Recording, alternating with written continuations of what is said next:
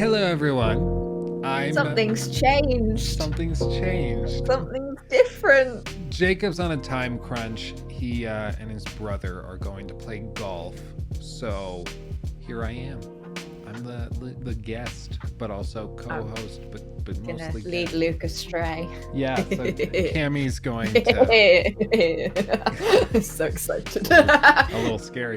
I'm a little Yeah. fearful right now, Yes. but I'm glad to be here. I know roughly what goes on during the Tuesday show. I watched one of the first episodes where they were just shit talking me, and it felt kind of weird, like watching it, being like, I feel like I'm not supposed to be here. So Plan was for us to shit talk you this time. Jacob was going to be here, and we were gonna have a list of inappropriate questions to ask you, and it was going to be hilarious. The working title was "My Brother's Mons Pubis." And now we can't do that. So you know what? Maybe everything does work out for a maybe reason. it will be up to Jacob if he has the balls to call it "My Brother's Mons Pubis" or not. Yeah, that's his mom's like that's weird. So yeah, I'm here. I'm ready to go. What do you want to chat about? What's going on? I mean, what games are you playing? That's a good one. That's always a good start. So I've been playing Returnal. Nice.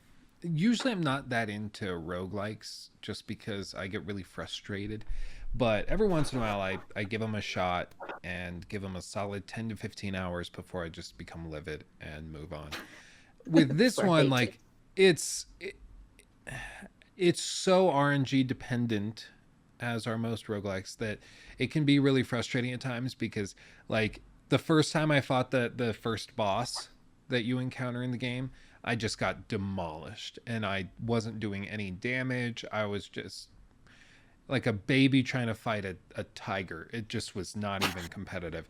But it. by the I like spent another 10 minutes running around collecting stuff, and then I took on the boss again, and I was able to just wipe the floor with her or him. I don't know what it is.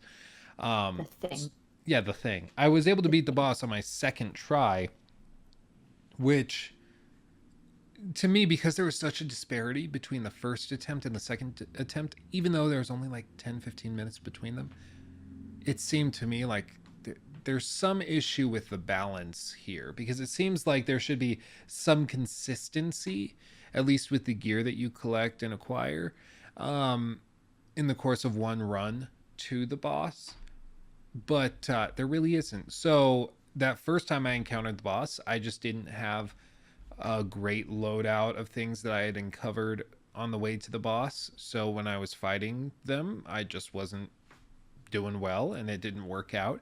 But the second time, I apparently had a better weapon. I had better upgrades and boosts and perks, and it worked out much better. So I don't know. There's a lot of little things like that where it just doesn't feel super well balanced, and I can only imagine how difficult it is to balance a game with so many random elements. But things like that are a little frustrating. I've encountered a couple bugs where like one, I had been on a run for like 30 minutes and I got locked, like soft locked in a room where doors wouldn't open.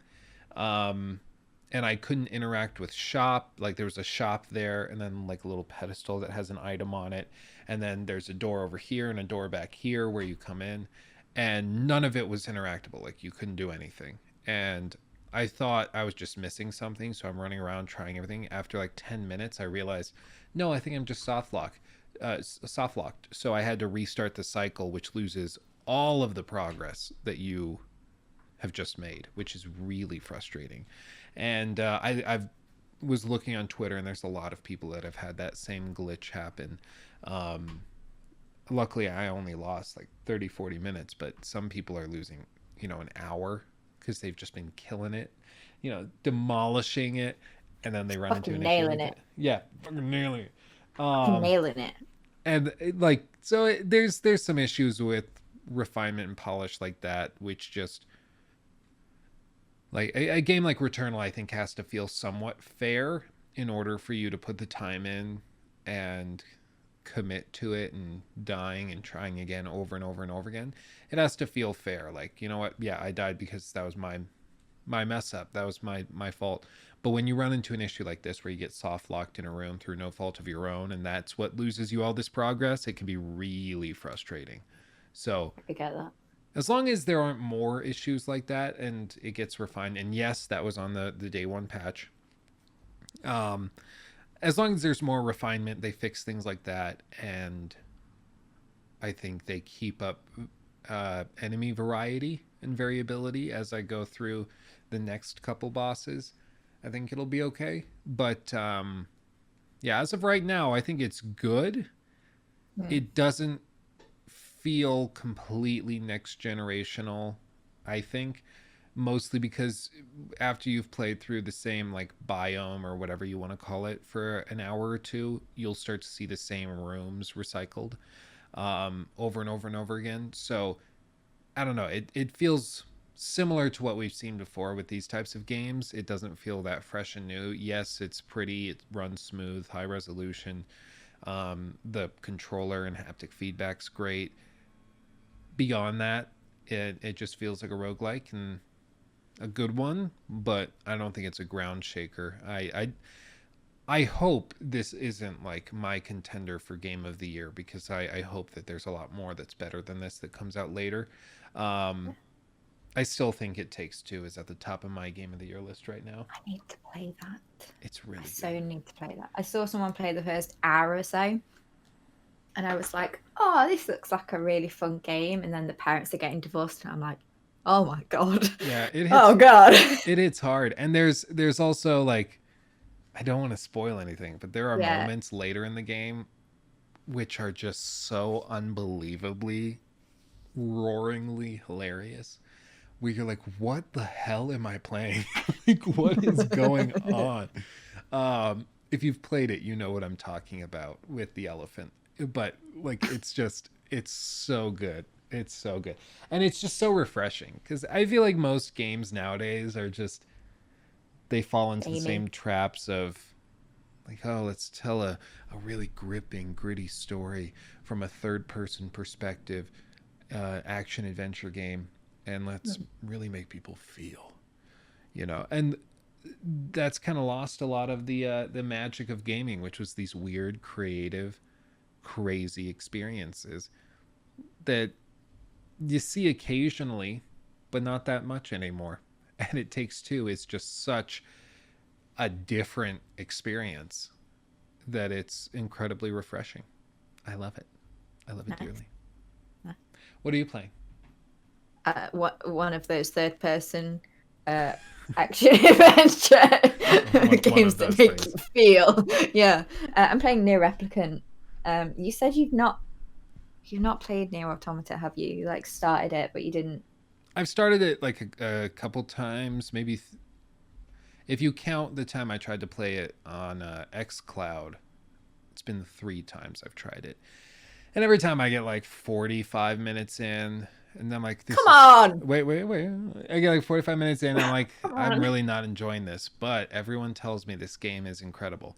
I got to keep pushing. So I put another 45 minutes in, and I'm at an hour and a half in. I'm like, I'm past the first boss, past everything, past the big saw thing, which is, I think that's only like 20 minutes in. But like, I'm past all the, like, a few of the big gates, the big moments. And I'm like, okay. Um, Interesting. Not really enjoying it, but I'll keep going and I'll put another hour in. Then I get to 2.5 hours and I'm like, I only have so many hours in the day. I'm not having fun. So why should I pretend as though I am? So it's like Shadow of War for me. Like Shadow of War, there's a lot of it in terms of gameplay. I look at it and I'm like, there's nothing wrong with what I see on paper. Like what this is, there's nothing wrong with it. But for one reason or another, it just doesn't connect with me. I just don't get the dopamine fed to my brain that's like, keep Are playing this. you aware of how many times you have to play through Near Automata to see the whole thing? Many I've been told many times. There's like what, 40 Yes. endings, 40. Well, there's an ending for every letter of the alphabet, but you have to play through the game 3 times in order to see all of it. So you play through. I obviously don't want to spoil anything, but you play through like this much of the game from one character's perspective. You finish the game. Then when you start the next game, you do the same section from a different character's perspective. And then the third playthrough is carrying on from another character's perspective. But it all ties in as a whole. It's so But that's fucking kind of where, smart. like, I think that's So where I'm good. at, where I can understand that and I can appreciate that. But at the same time, I'm like, if I'm not enjoying the first 2.5 hours of gameplay, like, I get there's a lot of endings, but that just tells me, I need to be ready to put tens upon tens upon tens of hours into this to fully understand the story. And if I'm not that into it after a few hours, like, it's the same thing we've talked about before, where, at what point Yeah, do you accept that maybe a game just isn't for you, or at what point, like, because some games have a slow start straight up, right? Like, even something like Red Dead Redemption 2. that's the thing. Nier Automata has that slow build. And I mean, when I played through and got ending A, which is the first sort of playthrough you need, I was like, yeah, this game's decent. And I kept playing it because I had nothing else to do. I think I was like on a break from uni or whatever, so I had nothing else to do. And then when I played through the second playthrough, I was like, oh fuck, this game's like good. This game's like pretty darn good. Then I got played through the last section. I was like, fuck, this is one of my favorite games ever now. But that's So I would say maybe once the baby's here and you have time where all you can do is sit with a baby on your chest, you should just force like myself that. to do. Well, it brings up the question of, like, acquired tastes, right? Like, is there something that, like, you didn't like outside of gaming, but something that you Mhm. didn't like, but that you kind of trained yourself to like? Because for me, I'll tell you right now, tequila. I, Such I did not like tequila at all, and now, like, I Now you've got I keep big it in boy the bottle. background of videos. Like, I can't get rid of it. Now I have a bar full of Now I have a tequila. bar next to my Legos. Like, I'm a grown up mom. yeah, I swear I got a real big boy job. I'm a YouTuber. It's just like, but that was the thing. I didn't like tequila. I thought it tasted really weird and just bizarre. But everyone's Now like, you're well, used. it's like an acquired taste. You just have to give it a chance. And, like, so I was, whatever. I was doing some plays at the time, and I was going out to bars every night after rehearsals and performances. So I was like, okay, every night we're going to different bars, and I'm gonna try margaritas and different tequila drinks until I, like, figure out what it is that people like about it. And one day it just clicked, Clicked. and all of a sudden I was like, this is the greatest thing ever. I cannot get enough. And I love tequila. I love it. Um, and I've been told, like scotch. Scotch is a similar thing. A lot of people taste scotch and they're like, this tastes like an ashtray. But yeah, like, it's just not great. But then the people that really like scotch, they really like it. And they can, like, they're like, no, I don't want to do a, whatever a blend. I want a single barrel malt whiskey. I want this, I want that. They can taste the differences between all of it. It's really impressive, but it's an acquired taste. And acquired tastes have always been weird to me, because it's like with Nier Automata. That's what it is, right? It's automata, not automata. I mean, people say it differently, but I say automata. I think most people say automata. Automata. I need to look up, like, the developers talking about it, see what they say. Near automata. Um, Just like that. Yeah, automata. automata. Yeah, automata. Uh, Automata. they, like, for that, if you don't like it on day one, if you don't like it at hour one, hour two, hour three, like, I think to some extent, if you force yourself to do anything for an extended period of time, part of you will just like your brain will be like, well, I guess I need to start enjoying this, otherwise like I'm just wasting my time. So part of you, your brain like tries to put extra effort into enjoying it and clicking with it. um of course that's not true in all cases, like No Man's I was Sky when it launched. just gonna Yeah, say math. Matt, Fucking hate math. It doesn't matter how long I do it, I will always hate math. just yeah, it's an acquired taste, Cammy. You just need to keep trying. No. But like, I don't know, the idea of acquired taste has always just been weird to me, because it's like I don't like this thing, but I'm gonna force myself to keep trying to like it. With tequila, like it wasn't that I didn't dislike it. I just didn't Like it. like it. Like it was okay. It's like me and like a really light beer. Like I crap on them all the time. I'm like, oh yeah, so water. You know, it's basically what it is. Um, But like I'll drink a Bud Light, but it's not like I don't like it. It's not what I would choose. You know, I'd rather a Guinness, but it's fine. Um and I'm sure if I went and did the whole smorgasbord of different light IPAs and crap, like I could figure out what I like and find some that I like and put it together. But for me, I'm like at some point I just need to accept what I like and stop searching for new things. Like, Wow, that was what was that? at some point, that was deep. Like at some point in life, you have to understand Yeah. that you like what you like, and you And can't force yourself to like everything. well, yeah, and there's only so many hours in the day. And like I enjoy tequila. I enjoy games that tell interesting stories. I like things that push creative limits and boundaries, and Near Automata does seem to be doing that Does in its own way. But part of it also is just the gameplay structure for Near. I don't personally enjoy that gameplay type. The combat I know is robust in its own way. It just doesn't do much for me. I prefer I think shooters more often, and you know, if I'm gonna do a melee based combat system like that, to some extent it has to be a little more grounded for me. I've never liked the big jumpy swirly very anime okay. type thing, you know. um like Monster Hunter I like, even though that's of course a Japanese game, but it's so heavy and grounded that you have to be very tactical and precise. It feels a lot less button mashy, if that makes sense. It's fair. So I mean, I should play it, but it's fair. Fine.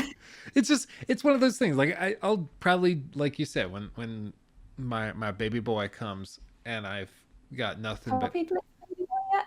Is this the first time you're saying it's a baby boy? yeah, I think publicly this is probably the first time I'm saying it. He's having a boy. Hello, He's baby gonna boy. call it Johnny Silverhand. Yeah, don't tell my wife, but yes, Yeah, that's what it yeah, is. look, yeah. Look at Todd, so smug. He's like, you should He's name like, it Todd. I knew it was a baby boy. I thought it was a girl. Yeah, God damn it. I did a survey on the main YouTube channel where I asked Right. people. Yeah, I was like a Yeah. boy, girl, Sorry. one robot baby to rule them all, and of course, robot baby won. But boy was like, Oh, I think 14%, and baby girl was 13. it's close. I mean, it's a 50-50 shot, right? Yeah. Well, yeah. Okay, when you put it like that, yeah. It was funny though. Like my viewers are so analytical. It's so funny because they like Yeah. in the top comment is like, "Well, I looked up the birth rate statistics, and right now, it's slightly more likely. It's like 2% more likely for you to have a boy. So I'm voting boy." I was like, "I love you I guys mean, so they're much." not wrong, Yeah, but but you you would know, not see that on like a Jeffree Star video. oh God, you won't see anyone intelligent on a Jeffree Star video. Jesus Christ. Yeah, that's I always have to remind myself. I'm like, I'm appealing to a niche audience. The overwhelming Mm. majority of people on YouTube are the ones that are subscribing to like Jake and Logan Paul, are watching Impulsive to get their news, like just and think that Tana Majot is a talented creator. There was a really funny video I saw from H3H3 where they were looking at For sure. Tana Mojo.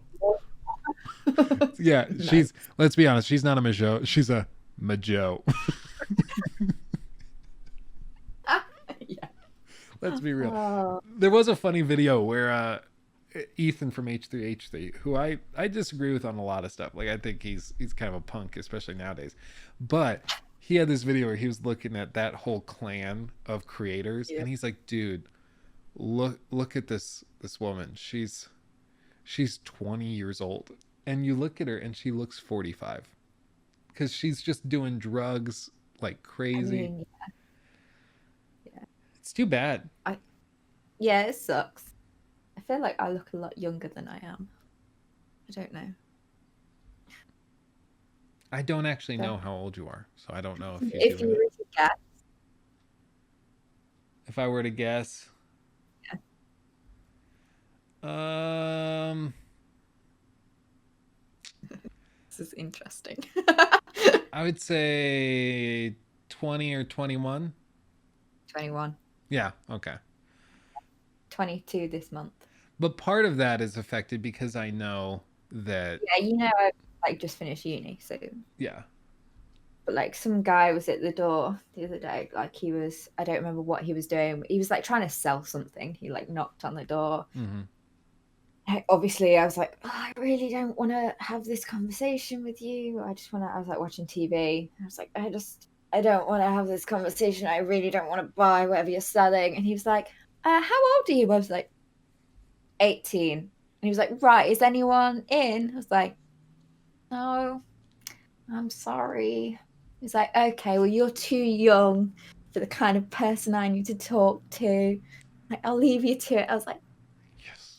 bye. That's awesome. I'm a child. I feel so bad for those people that have to go door to door selling stuff. Like, Oh yeah, like I'm never rude to them, but at the same time, I'm like, just don't want to buy what you're selling. Like a milkman came around the other day.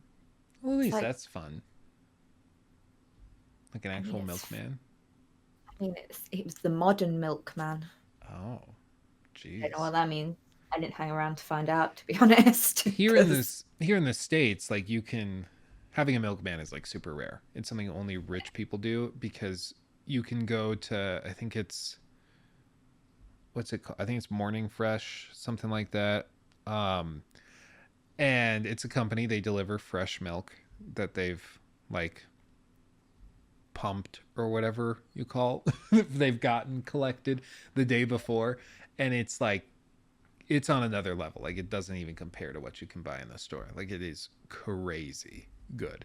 But they have to actually deliver it in those little bottles, those Class. special milk bottles, the glass ones, and then you have to have a milk box, milk bin, whatever, at your front step, and they drop it off in there, and then you put your old bottles in, and you can get like 2 deliveries a week for a quart or something. And I think we're gonna do it. We're moving into a new house sometime the next month and a half or so, and I think I'm gonna do that because it's Because fresh and it's good for you. It's just so so healthy. it's good. It's good. I love milk too. Me and Jacob always talk about shit food. Yeah. He's signed up for Peter. Has he told you about this? No. Signed up for Peter's newsletter. So every week or every month or whatever, he gets a Peter newsletter and we read it and we take the piss out of it. Of course he does. I don't know what I don't know what happened. My brothers are like super like they're trolls. They're super Yeah, they trolls. are. I don't even know what happened. Like Jacob joined like a hyper religious group on. Oh, go ahead. That's it. All the maturity. Hmm. Like, and that nothing left for anyone I else. guess. I guess. It's just like Ben and I, my brother Ben, we were like, hey, let's hop on Warzone. Let's play a little bit of Warzone together. Sure. We hopped on quads with two random fills, like random people filling in. The first group, there were two Spanish speaking gents. sounded like high schoolers, but they only spoke Spanish. So we're like, hey, you guys got mics? And they're like, see, see, see. So I'm like, okay, well, I don't know how to deal with this. Ben, like, just Googles common Spanish phrases and, like, randomly asks them, like, do you like mangoes? They're like, ah, see, see, see. Yeah, my God. Yeah, and then Lovely. like I looked it up, and the only like phrases I could find were really weird, like law-based ones. So like, oh, have you seen the custodian of the ward? They're like, no, no. And then he's like, yes, McDonald's tastes good. Yes. They're like, see, see, McDonald's, yeah. yeah, Good. it's good stuff, good stuff. But then we've got another group, two American guys, sounded like probably in their mid 20s, and they're just playing a game, Warzone, chillaxing together. They know each other. So Ben and I hop on, and Ben is like, I didn't know he was gonna do this, but he's like, "Hey guys, how you doing?" They're like, "Good." You guys got mics, both of you? Yep, yep. We both got mics. Good, good. We're gonna have a lot of fun here tonight. And then we just start playing, so they can't back out now. And then he's like, "Yeah. So, Luke and I here, we actually are senior elders with the Jesus Christ Church of Latter-day Saints. So if you guys have any questions, just let us know." They're like, "Okay, man, I'll let you know." And as the game would go on, every time Ben would like get a kill, he'd be like, "Yes, praise Christ." Like,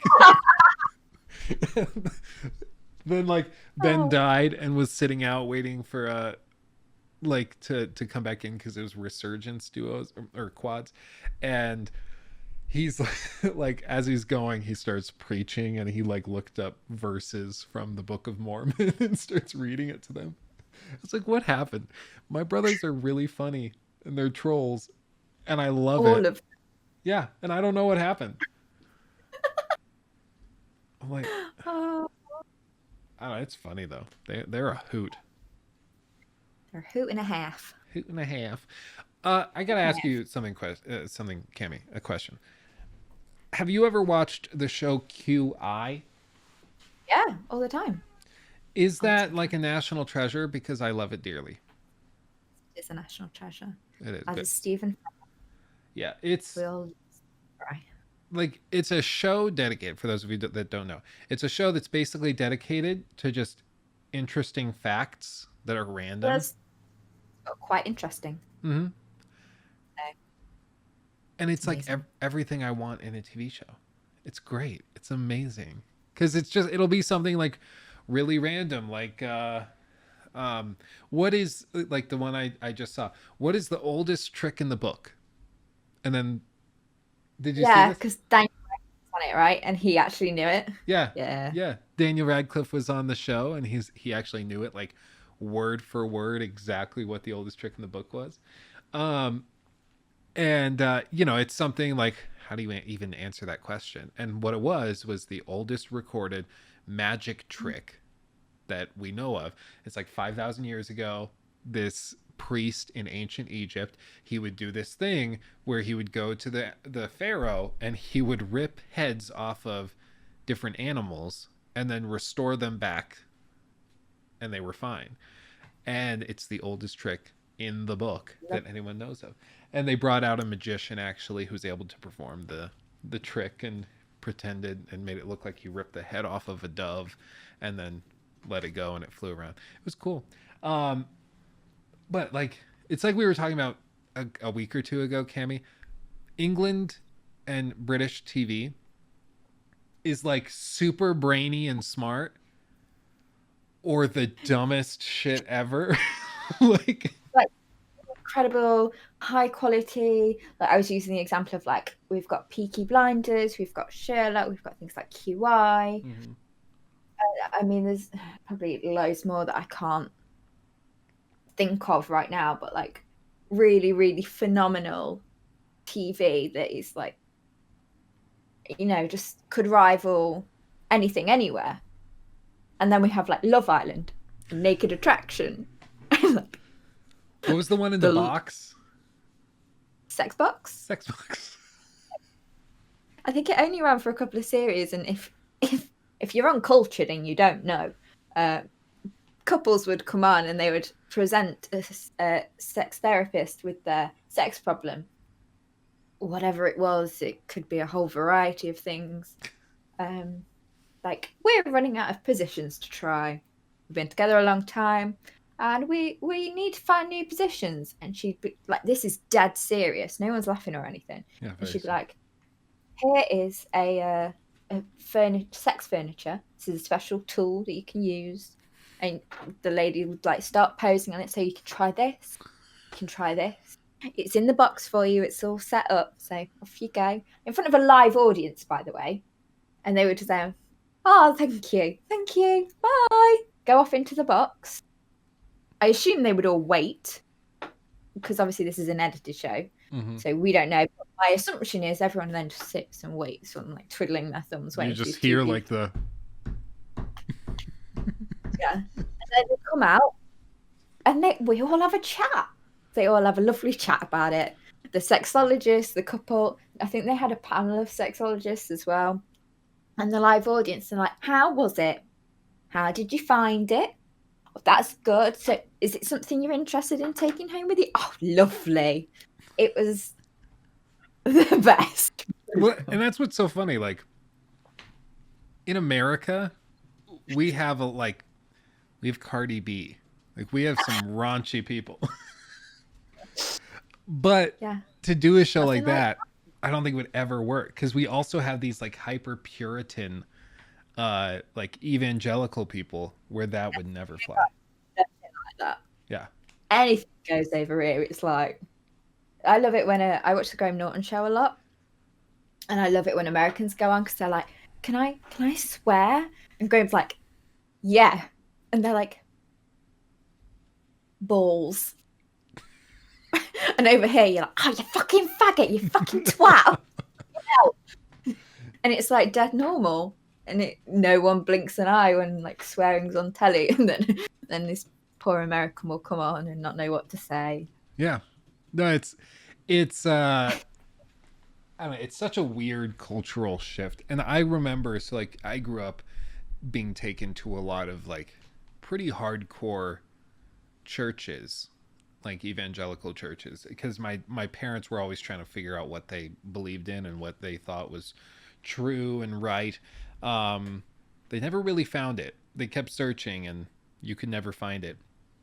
Because believe it or not, no matter where you look, the most holy people are still people and still do messed up stuff. Um, so like I got exposed to all of these crazy different sects and groups, and what like I remember one of them, the pastor was like talking. I think Obama had just been elected, and he was saying like pretty soon they're gonna have soldiers start patrolling the streets. They're gonna find families that are homeschooling their kids, and they're gonna take them away. And when they do that, we need to be prepared with guns to take them out and defend our liberty. Like basically just saying that they're gonna just start shooting soldiers and cops and stuff. And this is like very normal rhetoric. This is just how people talk because they take it that seriously. And people like that still exist all over the states. And that type of discussion is very normalized. Like when I think people overseas hear or see that like America has this really robust gun culture and a lot of anti-government sentiment, they have trouble like relating to that or seeing how that could possibly work. But that's because that type of rhetoric is very normal. Like the idea that you're going to use your little rifle and take on the Fed is a normal discussion that people have. Um, Crazy. and they get in their little groups and they all just tell each other the same thing and they rile each other up, and before you know it, people start doing crazy stuff because that's all they know, that's all they can talk about. um, Speaking of crazy cults and groups, did you hear, Mhm. did you ever watch I think it was 19 Kids and Counting, 18 Kids and Counting, whatever it was called? I haven't seen it, but I heard about it. But I think I heard about it after a lot of the shitty stuff about them had come out. So I kind of, it was like in retrospect I heard about them. Mm-hmm. Yeah. So The basically for Duggars. well for anybody. Duggars? Is Okay, that their name? the who? Is their name the Duggars Yeah, or something? Duggars. My so I mean again, my family loved that show growing up. They loved it. Um, to some extent, like I think they wanted to be like them. They idolized them a lot, and because like we had a lot of kids, I'm one of 10 kids. We weren't, and like the Duggars are a member of a group called the ATI Church. Let me see if I can even look this up. ATI Church beliefs. So for one, this is a super hardcore um, fundamentalist Baptist church. So what that means is that no dancing. You can't dance. They don't believe in alcohol. When the Bible says like Jesus turned water into wine, they believe that wine just means grape juice. So you can't drink anything. Which is funny because like no one debates that wine was common in the ancient world because that was the only way you could like have pure water Yeah. was to have wine. Like in ancient Egypt, clean water wasn't a thing. So the only way that you could have drink to stay hydrated in Egypt was often beer that they would brew. So children drink beer all the time. It was just what you did. You had bread and beer. Um, but it's funny because it's like no, the Bible they just meant grape juice. That Concord stuff, ooh, that's what we meant.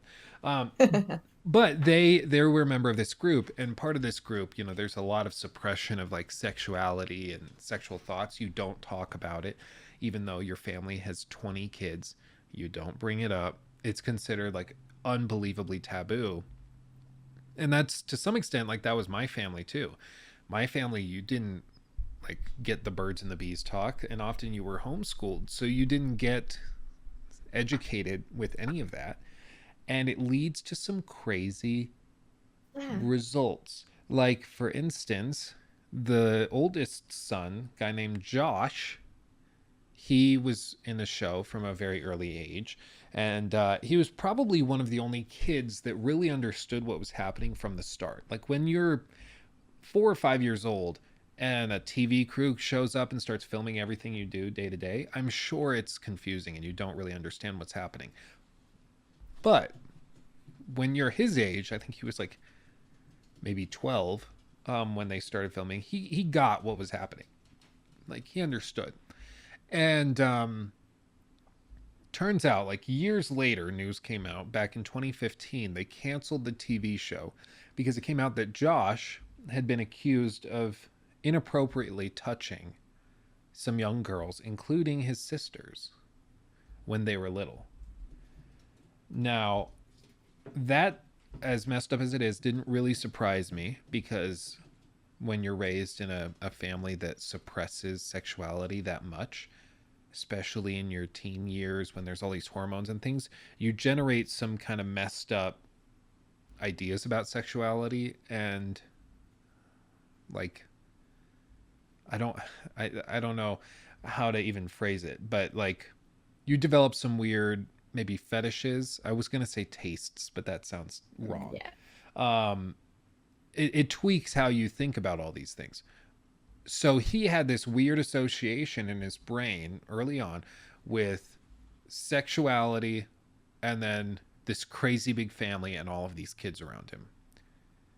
In the last couple days, he was just arrested by the federal government, held without bond for possession of uh, inappropriate photos of children. Fucking hell. Bear in mind, this is a man, his wife is pregnant with their seventh child. He also previously, in like 2016, after all of the allegations came out about him inappropriately touching his sisters when they were little, in 2016 or 17, somewhere in there, he was caught up in that Ashley Madison leak. Yes. Found I to remember have an that. account with Ashley Madison, apparently multiple accounts with Ashley Madison, and he had cheated on his wife. And then this comes out that he's got these pictures, and now he's facing 20 years in prison. Like this is a man had almost everything set up for him. seemingly raised in a really good, wholesome family, all the support that he could need.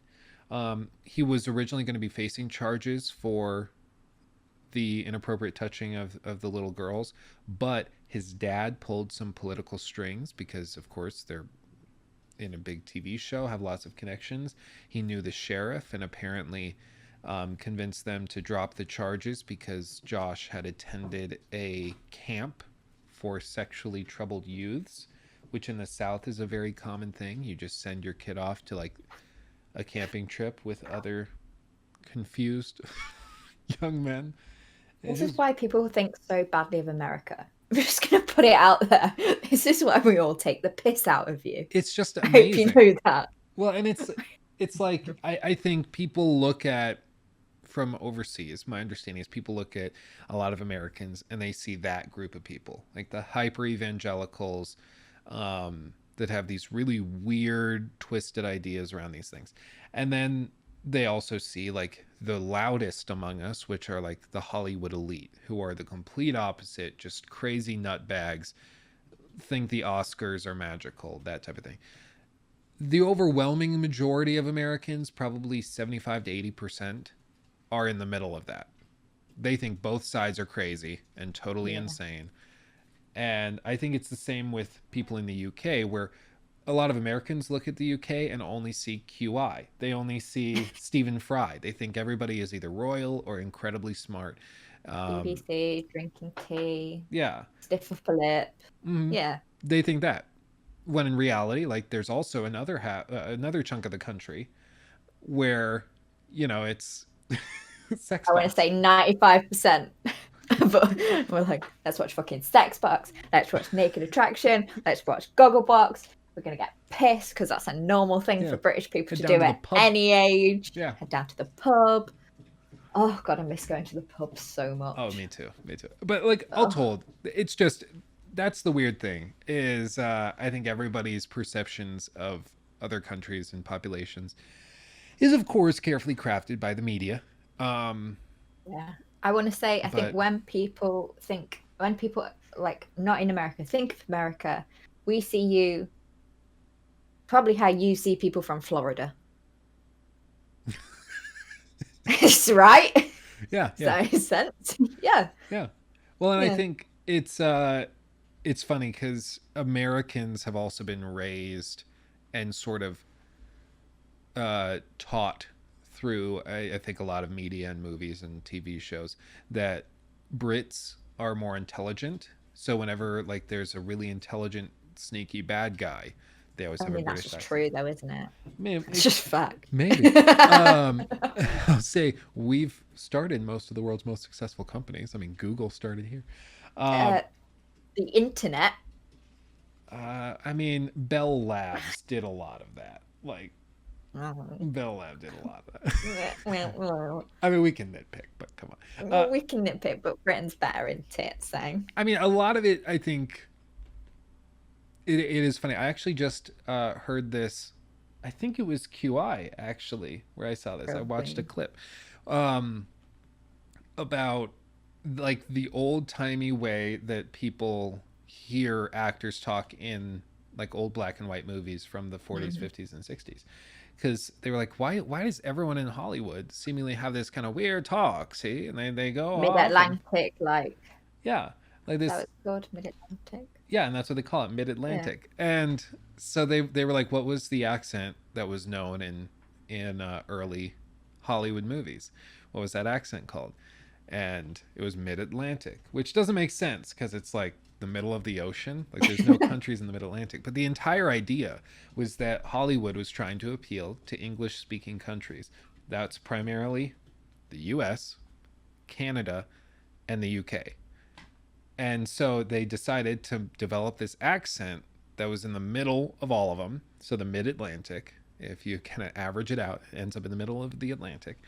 And they were going to combine all of these different accentual traits together to try and relate to everybody all at once. So people in America were like, I think that accent is American. They're just talking kind of weird.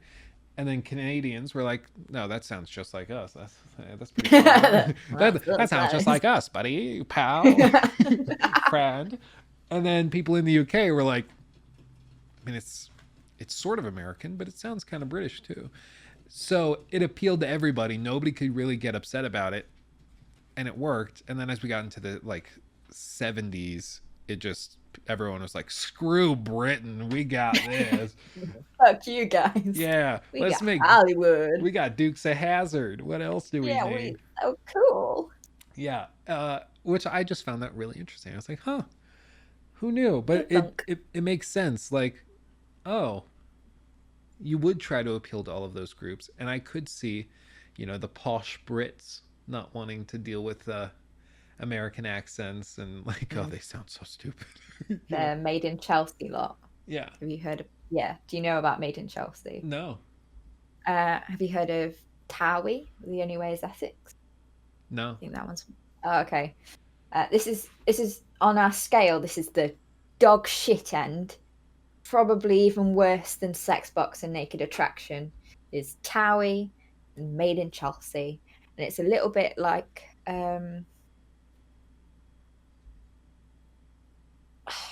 Jersey Shore maybe, Okay. Yeah. but so Towie is Essex, so rich for no good fucking reason, people, Hmm. and Chelsea is kind of like Essex, but even posher. So that and it's just camera crews follow them around, and oh my goodness, So there it's kind of is like Keeping Up with the Kardashians, where it's just, yeah, but with whole groups of people rather than just one family. hmm. And oh my, I can't watch them. I can't watch them because they're so bad. But Well, the accents and the shit they talk about is hilarious. It's well, so especially funny. because like how self-obsessed they are and how they totally don't Yeah. understand that everyone else is like making fun of them. Uh, Was like that Bill again? yeah, Vil is just freaking out. He's I would take Having a him great out, but time. he's moving so much. I think he would try to he would probably Try try to to run leave. off me, which honestly wouldn't be that big of a deal. I don't have anything that he could like really get messed up on. I think I could probably let him run around. Um, but anyway, it's those types of shows are so weird to me. Like, Me too. why? For one, like I understand it. It's funny to look at these people that are supposed to be the best among you. Like, ideally, or I guess theoretically, if you're the wealthiest in a society, you should be probably the most successful, and to be the most like successful, you're probably or supposed to be very intelligent, put together, wise, collected, mature. A lot of the time that's not the case, especially with these families where like you have one person, like the mother or the father, who started some company that exploded and was super successful, and now they're stupid wealthy, but everyone else in their family are unbelievable morons, spoiled like crazy. I mean, what they say always is the first generation makes the wealth, the second generation retains it, and the third squanders it. So usually these TV shows are following around the third generation because they're really funny to watch, because they're stupid, they're spoiled, they don't appreciate where they came from or what they have. I think literally one of the main guys in Made in Chelsea, I think his granddad invented McVitie's biscuits. So yeah, That's that proves it. yeah, yeah. No, and that's it's actually a concern. Like, some of Nikki's family is fairly wealthy. I mean, they've built up a pretty robust real estate portfolio. Not like stupid rich, like not billions or hundreds of millions, but like probably an estate that on paper is worth 15 to 20 million dollars, I would guess. And that's real estate money, so like it's easy to say like on paper you're worth this much. But in terms of what they have in their checking account, like they Very don't different. look wealthy.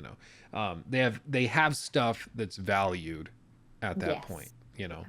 Like I got a valuation on the YouTube channel, and somebody was like, "Your YouTube channel is worth like $750,000." I was like, "Okay, I can use that to like go get loans, but like I don't have $750,000. Yeah. Like they can say it's worth that, but the only way you could get that is if you could sell it for that price. And the reality is, like, if I were to sell the Luke Stevens YouTube channel to Tom, like, what? It would not be worth that. No. So, like, paper value versus intrinsic value are very, very different. But the point is, they've acquired this fairly robust wealth. Their kids, so Nikki's parents, or one of her parents, they are retaining it. They started their own business and they're doing well, and they've accumulated a small fortune of their own. But Nikki has a fantastic shoe collection. yeah, exactly. But Nikki, oh jeez. They Nikki, I'm very fortunate. She really does appreciate it. Part of it is because Nikki's mom kind of married into this family after divorcing Nikki's actual father. So she's related through her mother's marriage into that family. So it's her stepdad that's the second generation of that wealth. But we're all very, very close. We go on vacation every December together and live very close. We go over and see them all the time. But I know for a fact, and even if they're not watching this, I know they're not, but even if they did, I think I would say this to their face too. The third generation, so her stepdad's blood children, they are the ones who I would totally believe would squander everything that they've built up because they don't have an appreciation for it. Most of them, one of them is a very talented bodybuilder. She actually is like an IFBB pro, very talented, works her ass off, I guess literally, and like successful. I think she would find a way to retain it. She seems like a smart cookie. The others love them to death. They're like football jocks who, Yep. I mean, do I need to say more? Like No, you don't. they're very Yeah. nice. I love them to death. We hang out. They're great. I would not, like, if I gave them a check for $1 million and said I'm going to come back in a year and I better still have 1 million or more, I would probably come back and have almost nothing Yeah. left. Like, yeah, I would have debt. Yeah. So it makes sense, and I think it's just because, like, if your parents built this wealth from nothing, chances are you were a kid when they still had nothing and you saw them grow, so you know what it's like to have nothing. So Probably you also saw how hard they worked to mhm. get that money. But then if you're third generation, you're not going to have seen that work And all you've or know what known it's is like. the success. Yeah. Yeah. So you squander it and you don't appreciate it. The families that do really well are the ones that teach their children how to retain wealth and how to grow it. Like, Mm-hmm. one thing people at my day job say all the time is there's two modes and ways of living.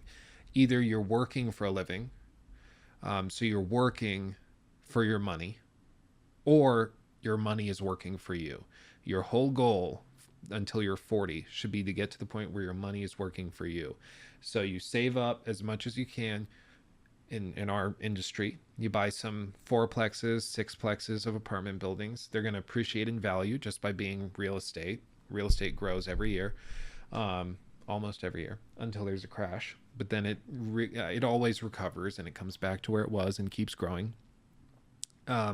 You also are making monthly checks because people pay their rent, and then you take that, you pay the mortgage for the building, you pay the taxes, insurance, everything else for the building, and then there's probably a couple extra grand a month that you can put into a savings account and save up for the next deal that you want to buy. After a year, you've got another 25 grand. You sell the building and it's increased in value another 50, so you pocket 50 plus that 25 you made, and then you go and you sell it and you trade into the next building, and before you know it, within 10 years you could have 500 units of apartment buildings and a net worth in the millions, and you only started with like 25 grand.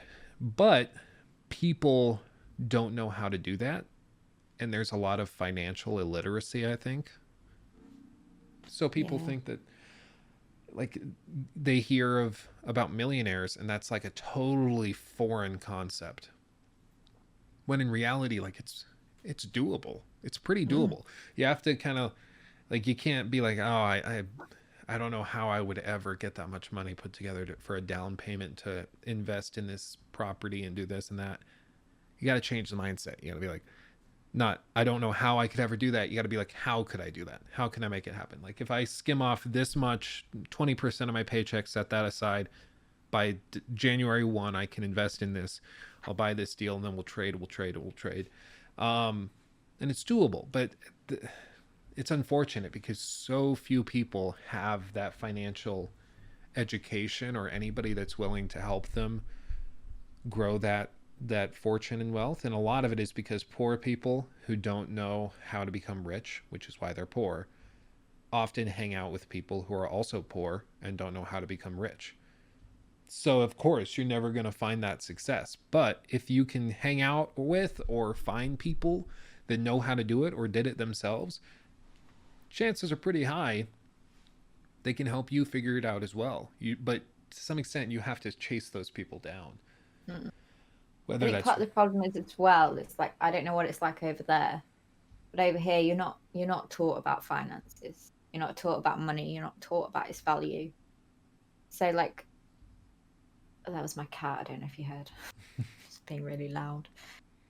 But it's like you can very easily like leave school, have done, all your education and be like, huh, I don't know how to function in real life. yeah. Shit. Yeah. Well, and it's really unfortunate because a lot of people then they just like, okay, well, I guess this is what it is. And part of it, I honestly think, is that with how much entertainment is omnipresent now, people aren't allowed, like, they don't have time to wallow. And I think wallowing is really good for you at times. Like, the ability to just sit in a chair, like, kind of bored, and just reflect. That's important. And to reflect kind of in your own shortcomings that you feel right now. Whether that's like, wow, I would really like to be financially independent. I don't want to work for this awful boss. I don't want to work for, um, you know, my month to month check just to barely make rent. I want to have enough money in the bank that I'm comfortable, that I can travel. And then you think, I want those things. And you got to change it. You got to be like, how do I achieve these things? What can I do to make these steps? What do I need to sacrifice? Oh, I need to cancel my subscription to HBO.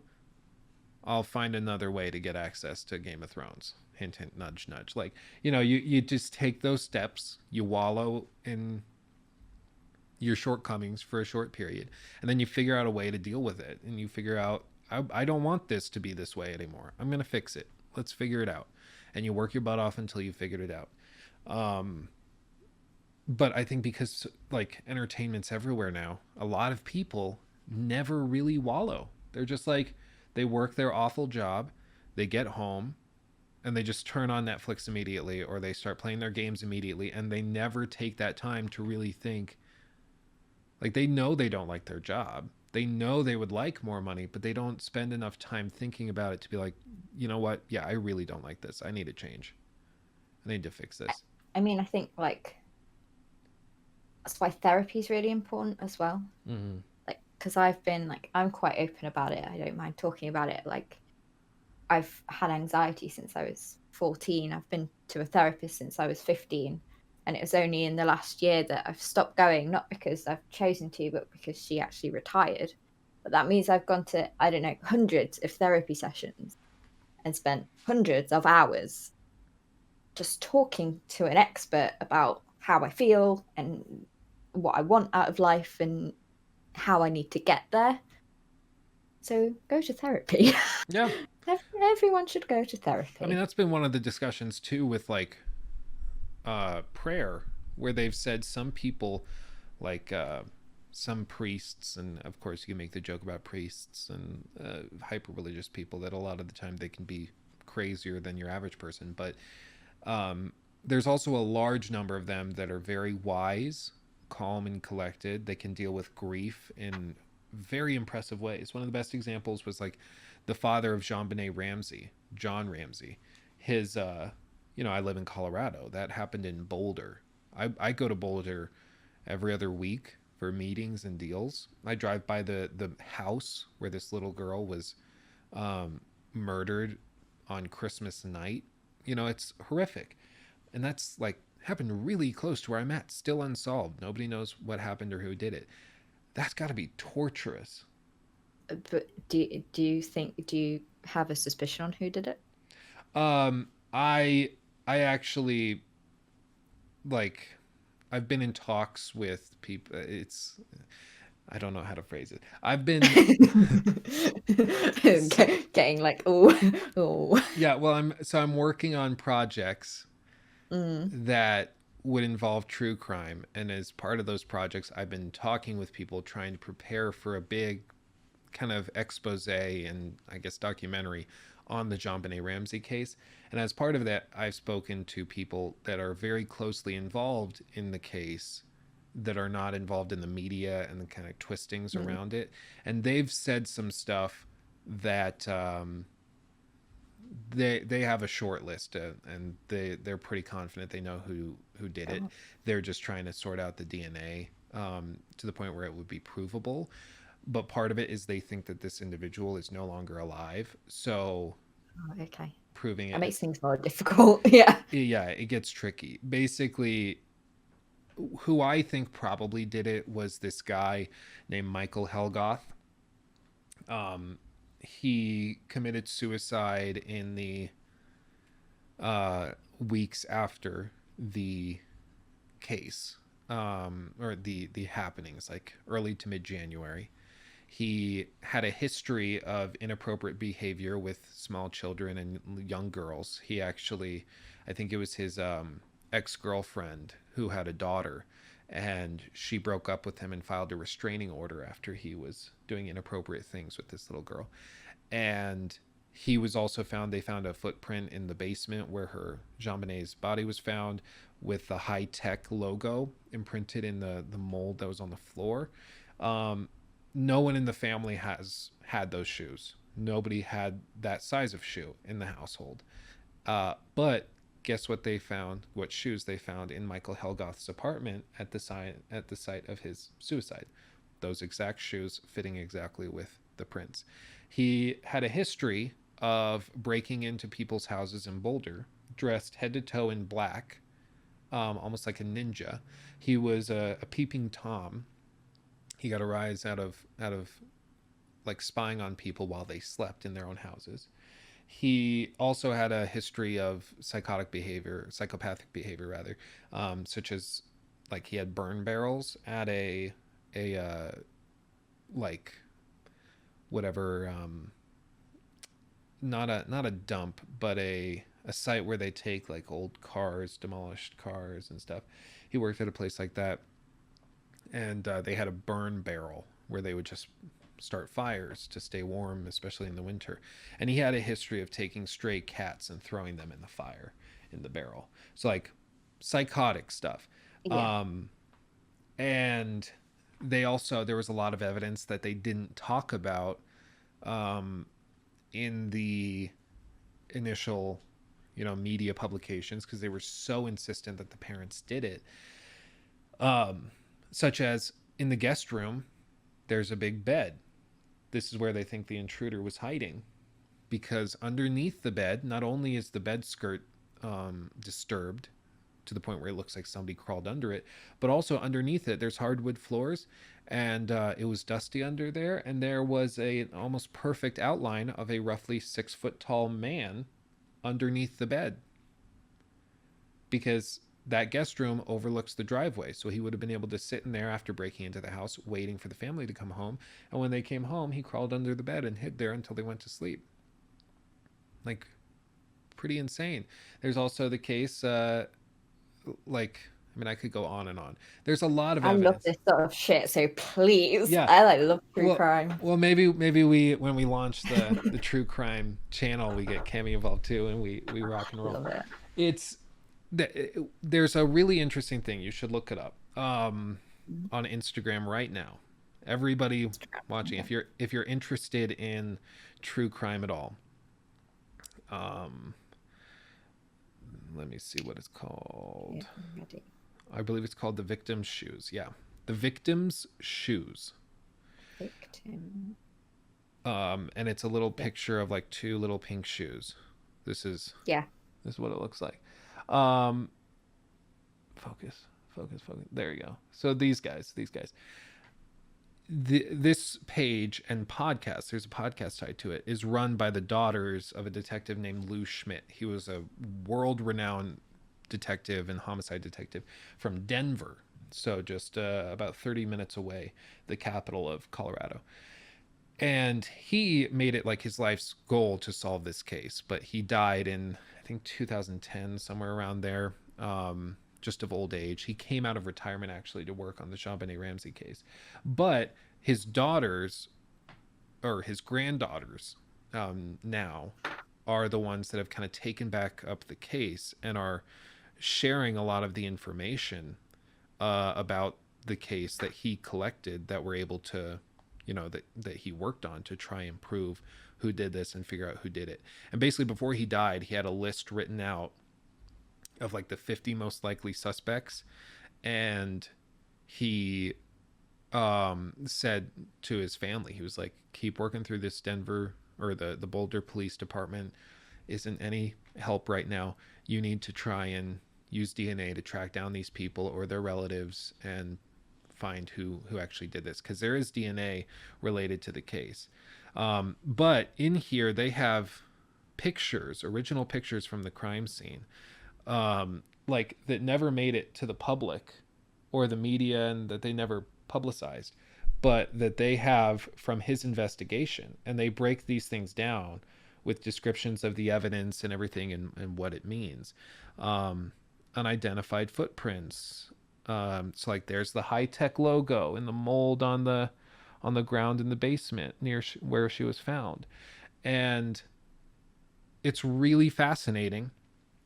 And for that video, I'm actually working on seeing if those granddaughters of Lou Smith would be interested in meeting up and doing an interview, because they have a lot of resources and information that the public has never seen, and that presumably only they and the police have, that I think could potentially bring the case to a close, especially because this year is the 25th anniversary of when it happened. So That's insane. so it's crazy. I think we're close. I think they're very close to being able to put a nail in the coffin and say definitively who did that. But it's a crazy case. It really is.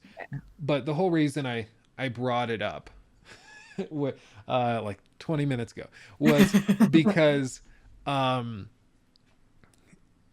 so John Ramsey, for one, I don't think there's no evidence that he did it, especially when you look at the actual like autopsy report and the pictures of what was actually done to this little girl.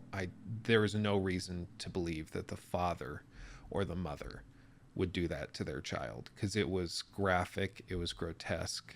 It was not like, oops, I booped them on the head and then we covered it up. Like, no, this was an assault. And there's neighbors that were actually able to say that night they heard screams from the basement. And they did a test. Lou Smith, the same guy that has that report, and they talk about this. Lou Smith did a test where they went to the basement of the house, and there was a vent that went from the basement directly out and basically aimed out the front of the house and straight at the neighbor's house, who reported that she heard this child screaming. And when they went down there, he went across the street, and he had a woman in the basement, and then he had another person in the parents' bedroom, and he had that woman in the basement scream as loud as she could. He could hear it across the street. The woman in the parents' bedroom didn't hear a thing. So, like, practical investigation like that actually leads you to the point where you're like, okay, no, this is way more horrible than it initially seems. But the point is, the father and the mother had to live with that suspicion. Everybody assumed that they did it. Their life was living hell after experiencing probably the worst trauma you could possibly imagine. Because either they're monsters that killed their own daughter and covered it up and then had their life collapse as a result of covering it up, or they are parents who love their daughter, and on Christmas night their daughter was brutally assaulted and murdered in their basement, within walking distance of where they were sleeping soundly, and they didn't hear anything. Could have helped but didn't, because they didn't know. um and then they had to deal for the rest of their lives with the suspicion of the public assuming that they did that to their own daughter. Like, that's horrible, that's horrifying. And he somehow, Patsy died of cancer just 10 years after the fact, shortly before the 10th anniversary. Probably partially grief, that exacerbated the cancer as well. But she died just 10 years after the crime, before she was officially exonerated by the Boulder Police Department. But he lives in Michigan now and is still going strong. He's written a couple of books, and I read one of them. Um, and the fact that that man has dealt with so much tragedy in his life. Before JonBenet died, his daughter died. His daughter Beth died in a car accident, and he had to deal with that grief. And then his new daughter, his second daughter, or I think it's his third daughter technically, but JonBenet, 6 years old, is murdered in their house. He loses the company that he built up. He loses all of the wealth and everything he had accumulated. Then he loses his wife again. Um, a very tragic life. But he is very outspoken. He's very religious and faithful, and he prays for an hour plus a day. And to me, and there's been studies on this, prayer is basically just self administered therapy, because you're talking to somebody in your mind, you're talking to somebody that has every answer ever known to man. So it's very comforting. And you're talking through all of your problems, like verbally walking through, Lord, please help me with this difficulty, with this depression, with this sadness related to this. And you talk it all out and you sort through your own thoughts. And because you think that you're talking to this person or this being that's able to fix all of these problems, you feel like calmed by it, and as though you figured it out and everything's going to be okay. And so it's a form of self-administered therapy, which in his case, I'm sure he's also had actual therapy, I would hope. Yeah. He's been through so much. But in that case, if a man like that can deal with it and not just give up or die from depression or anything after everything he's gone through, I think we could all overcome our own frustrations and insecurities, because at least in my opinion, my struggles pale in comparison to what that poor man has gone through throughout the course of his life. He's had every up and down you could possibly imagine, and he's still holding strong, and he still finds a way to get up in the morning and try to make his community a better place. If they let him. He's still dealing with people that think he killed his own daughter in a horrific way. But he still goes through the motions. So I find that individual, that man, very inspirational. That's fair. Even though a lot of people still think, probably even in this comment section, people are going to be like, well, I saw a documentary that said that he did it. So A lot of people think the other kid did it, didn't they? oh, that Burke did it. Yeah, that's again, the thing I would say is, people who think that anybody in the family did it, like, look up that Victim's Shoes podcast. They have an episode of the podcast. It's on Spotify. It's only like a 30-minute episode, but they walk through the autopsy report of what exactly was found. Because in some of these, like ABC did a documentary in 2016, a 2-part thing, where they argued that Burke did it, and that kind of re-sparked a lot of drama surrounding the case and thinking that Burke did it. And they basically, it's very deceptive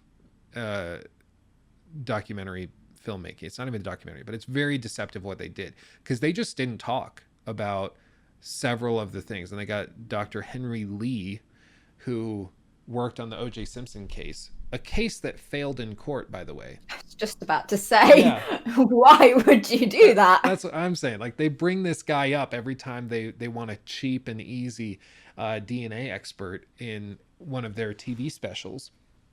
But this guy has a really bad track record. Like he's not successful at what he does. I mean, of course, he's founded an incredible institute of DNA technology. He's a brilliant man. But in terms of him evaluating forensic evidence in the context of true crime cases, he doesn't have a very good track record of being able to prove what he's saying is true because a lot of experts disagree with him. But his whole thing was that he basically said there's very few signs of assault here, but in this the Victim Shoes podcast, where the actual homicide detective that spoke with the medical examiner that conducted the autopsy, um, and that looked at the pictures and the analysis and everything, again, what happened to that little girl was an assault.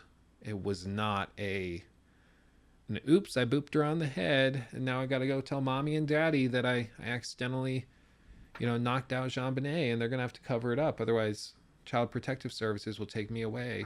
You know, that's not what happened here. That scream that the neighbor heard from across the street was likely the result of the perpetrator taking a paintbrush, breaking it in half, and assaulting this little girl with it.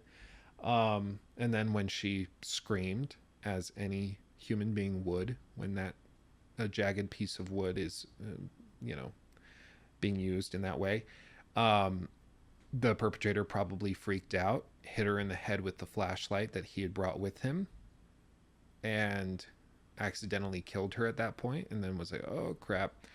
And then the rest of the story's history. But that's the other thing. They think that nobody was able to place the flashlight that they found in the house, the big black flashlight. Um, Nobody was able to figure out where it came from. So it was likely left there by the intruder accidentally, especially because they had wiped down all of the batteries inside of fingerprints, which is not something that a normal family does if they have a flashlight. So it's crazy. It's such a sad case, but it's one where just because the media, like basically what had happened was the O.J. Simpson trial had just wrapped up earlier that year. Um, I think that I want to say that August maybe is when it wrapped up, maybe that June, but it had just wrapped up. So the news cycle was looking for something else to cover. Um, the presidential election had just wrapped up as well, and so the news had nothing to cover. This thing happens in a very popular neighborhood in Boulder, Colorado, on Christmas Day. And bear in mind, Boulder every year is rated the number one place to live in the U.S. Um, it was just named that again a few weeks ago. So everybody knows about Boulder across the country. So it makes great news. And so they started covering it. And it's too good of a story to be like the parents did this and covered it up, especially because they're wealthy. Everybody likes to see the wealthy people fail and suffer. And it's messed up because she became a footnote in her own murder, which is horrible. And because of the focus on the parents and the sibling, when there's no evidence that they did it and a lot of evidence that somebody came into the house and did it, um, that person that did this horrific thing has been free for 25 years. They're probably dead by now, to be honest. There's evidence that the person that did it likely is dead.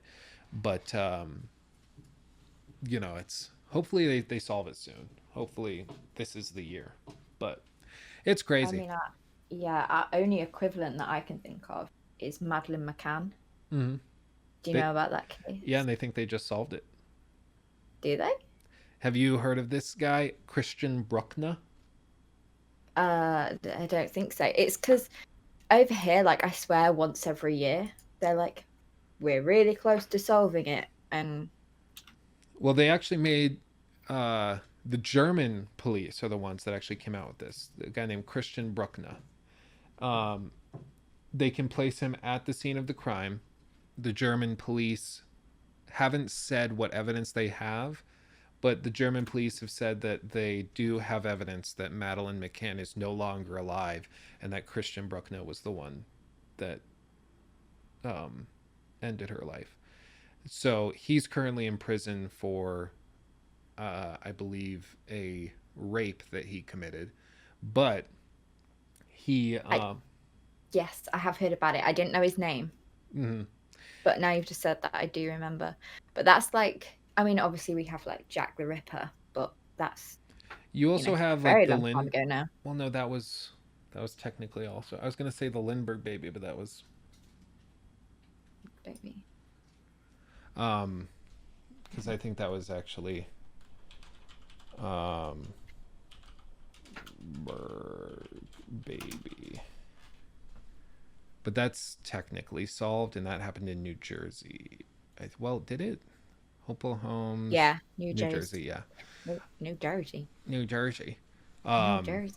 but that was like probably the first crazy news cycle and thing that got blown out of proportion because the Lindbergh baby was kidnapped in the Mm. 30s, and um, even like they got the guy that they think did it, but it was really sketchy because the way they caught him was that there was like the letter that was left behind was written really poorly, so they thought maybe it was an immigrant that did it, and like the ladder that was used to get into the house was homemade. And when they went to this guy's house, this German immigrant's house, they found in the attic like the wood that was laid down on the floor. They found a perfect piece of wood that was cut out of one of the floorboards that matched a piece that was in the ladder. Everyone's like, that's really convenient. Really convenient. Mm. um and the like, I think that guy did it. I think the evidence points there. But I tend to be somebody that doesn't buy into a lot of conspiracy theories. um but in his case, like, there were a lot of people, and there are even still a lot of people that think that he was framed, and that Charles Lindbergh uh, basically framed him and killed his own son because he was a Nazi sympathizer. And it sounded like um, the Lindbergh baby had some health issues, and because he was a Nazi sympathizer, they think that he was all about the purity of the child, and because the child had health issues, he didn't want the child anymore. He wanted to basically try again, so he had the baby killed and then framed this guy for it. And because it was a German immigrant, there was a lot of anti-German immigrant sentiment already at the time in the U.S., so it was an easy person to pin it on, and everyone's like, "Yeah, kill the German. We don't like him anymore. Get rid of him." So that's a crazy story by itself. But yeah, no, it's just so crazy that there are so often stories and cases that could be solved relatively easily, but they get blown up in the media to the point where you're not able to sift through what's true and what's not anymore. Like, there were all those cases from America's Most Wanted. I think that's what the show was called. But there are cases that straight up, like, the police have said, we've solved some cases from those TV shows because they generate interest, and then people are like, oh, I was in that city at the time and I saw this weird thing around that time. I'll call the police. And then that turns out to be the last piece of evidence they need. But there are also cases where, like, they're covering it on the TV show and they just would straight up make up things that happened, that, or rather didn't happen. So the police then are going to people, interviewing them, and they're like, well, I think this thing happened. And in reality, they only saw the TV show, and that formed a memory, a false memory, and then it makes the case even harder to solve. And in the case of something like Jean Bonnet, or these unsolved cases like Madeleine McCann, um, there's so much misinformation that it makes it really difficult to figure out what exactly happened why and how. And in the case of Jean-Benet Ramsey, I mean, the initial way they handled the scene and processing the information and the evidence, they butchered it so completely, the Boulder Police Department, that there's really no undoing it. Um, so, if they never solve it, it's purely the fault of the police. Um, I think it is solvable, and I think especially as DNA has gotten better and better, they will solve it. My hope, honestly, is that they know who did it. They're verifying with DNA, but they know who did it, and they'll announce it before the 25th anniversary. But if the guy's dead, then obviously there's not a huge rush to announce who did it. They might wait and be like, it's been a quarter century, we've resolved it, we're good. Let's close this book. Let's close the chapter. But it's just a horrible story. It's a horrible case. But all told, the hope is that we can do. I'm preparing to make some big moves. I think in my personal life and work life that will free up some time to work on more content, more videos and stuff. And one of the things I've always wanted to do is to apply the same like format that we use for the critiques on the main channel, but apply that to true crime. And I think that could be really fun. And it sounds like you're interested in true crime too. I am very much. Yeah. It'll be fun. Love me a good crime show.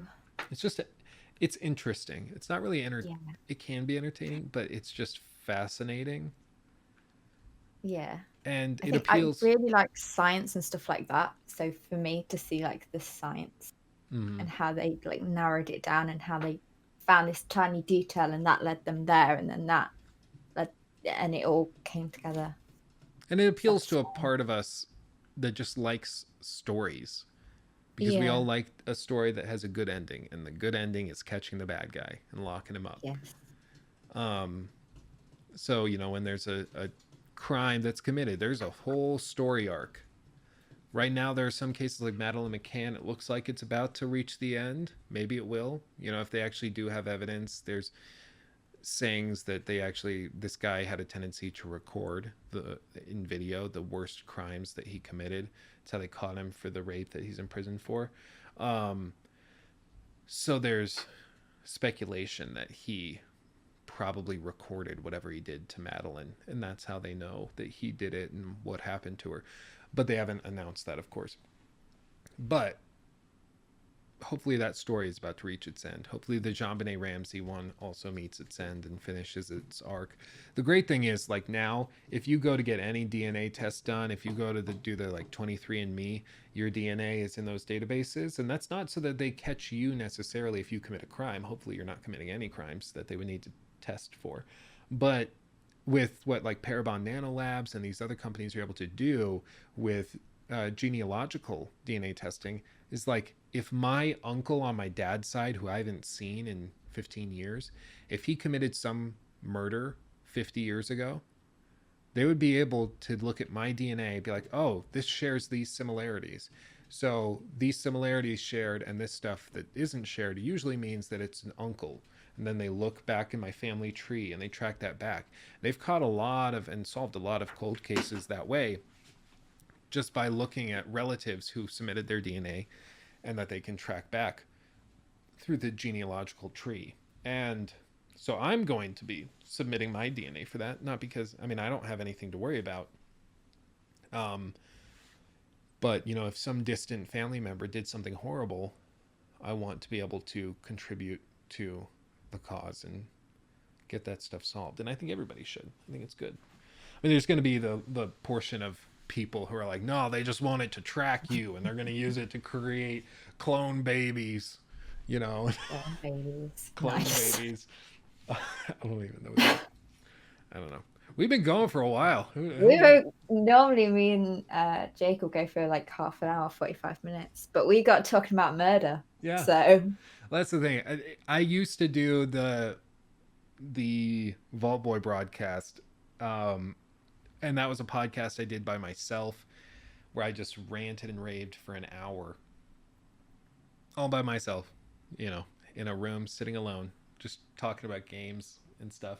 So something like this, where for one, there's somebody to bounce ideas off of, and we can have a Yeah. conversation with, is great. And then a wider, topic bin is great. Um, and I've enjoyed this thoroughly. I could keep going, but I could keep going, and at the same time, I'm like really fucking hungry. So I'm like, me too. what time is it there? I'm trying to work it out. Here it's about 2 p.m. So there it's 9. Yeah. 9. Jeez. Well, we'll call it there. Jacob missed out. We had a great time. Jacob missed out. It's so funny because normally me and Jacob talk about like, I don't know, fucking nonsense, like absolute. Normally we get most of the information from Reddit. It's just like talk about bullshit. Mm-hmm. And now we've been here like, who killed John Bonet? Who killed Jean Bonnet, and what is an Expose. acquired taste? Yes. Yeah. What about therapy and the issue with evangelicalism in America? This is what you get when you have me on. God. Jeez. Unbelievable. Come on, Luke, get it together. Your baby's gonna be like bored of you, like, Yeah. Dad, stop talking about Shut murder. Shut God. up. Oh, well, thank you guys for watching. Thank you for hanging out with us. I've had a great time. Thank you for having me, Cammie, on the Tuesday It's show. okay. It's good fun, isn't it? It was good fun. Good fun. Good fun. Well, go get something to eat. You've earned Dinner. it. Listen to me drabble on Thanks. this long. And I will also get something to eat. I'm also hungry. And I've got to figure out why Vil is freaking out. So Good luck, Jacob, for editing this. yeah, good luck. I mean, for the most part, this is just a Good straight luck. shot. So we'll make them watch the whole It's thing. going to be like a 2-hour long bulk episode of the Tuesday show. Mm-hmm. Talk about murder. Murder and rock and roll. I mean, honestly, he'd probably split this up and do like the first half where we're talking about QI and sex box. He could do that as its own, and then he could do the murder stuff as its own thing, or just one big lump episode. Because value is what we bring to the table. Bang for your buck. So, Sponsor us, please. Send us free things. yes. It would be nice. It would be swell. I would It be would be so nice. happy. I would be happy. I'm saving up to buy a house, so if anyone wants to give me, 500 grand. Thanks. Here I am. I'd like that. I'm available to receive. But thank you for watching, guys. You guys are awesome. I love you all very, very much. We'll see you in the next video or Tuesday show. Bye-bye. Say bye, Todd. Bye, Todd. He's so creepy. I love him. Bye-bye. Bye.